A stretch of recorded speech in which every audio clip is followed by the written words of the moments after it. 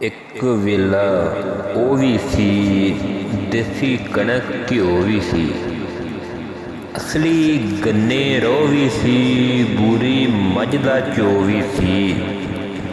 ਰਿਸ਼ਤੇ ਨਾਤੇ ਮੂੰਹ ਵੀ ਸੀ, ਜਿਉਂਦੇ ਮਾਂ ਤੇ ਪਿਓ ਵੀ ਸੀ,